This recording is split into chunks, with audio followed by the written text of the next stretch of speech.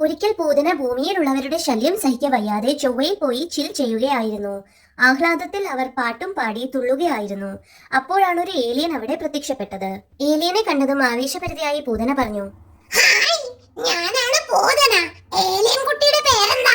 പക്ഷേ ഏലിയൻ കുട്ടി ഒരു ഇൻട്രോവേർട്ട് ആയതിനാൽ ഒന്നും മിണ്ടാതെ പൂതനയെ നോക്കി നിന്നു. ഇത് കണ്ട് അഹങ്കാരമാണെന്ന് തെറ്റിദ്ധരിച്ച പൂതനയ്ക്ക് വളരെയധികം ദേഷ്യം തോന്നി. ഏലിയൻ കുട്ടിയെ ശപിക്കാനായി പൂതന മന്ത്രം ചൊല്ലാൻ തുടങ്ങി. ചൂട് കാറ്റ് ചുറ്റിപ്പറക്ക. പക്ഷേ ഇത് മനസ്സിലാക്കി ഏലിയൻ കുട്ടി മായാജാലം ചെയ്തു. പെട്ടെന്ന് പൂതനയുടെ ശരീരം ഒരു ഡൈനോസറിന്റേത് പോലെയായി. ദേഷ്യം കൊണ്ടവർ തുള്ളിച്ചാടി അലറി. അതിനുശേഷം പൂതന പറഞ്ഞു, എടി കൊച്ചുപെണ്ണേ, നിനക്ക് അത്രയ്ക്കായോ? നിന്നെ ഞാൻ കാണിച്ചു തരാ, നോക്കിക്കോ. പൂതന പിന്നെയും മന്ത്രം ചൊല്ലാൻ തുടങ്ങി. ചൂട് കാറ്റ് ചുറ്റിപ്പറക്ക. അപ്പോഴേക്കും ഏലിയൻ കുട്ടിക്കൊരു രസമായി. അവർ പിന്നെയും മായാജാലം ചെയ്തു. ഇത്തവണ പൂതനയുടെ മുഖം ഒരു സൈക്കഡലിക് തലയോട്ടിയാക്കി തീർത്തു ഏലിയൻ കുട്ടി.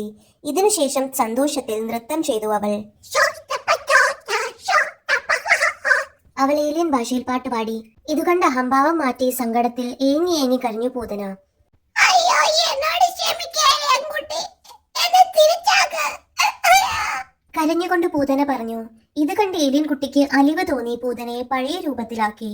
ആശ്വാസമായി പൂതനയ്ക്ക്.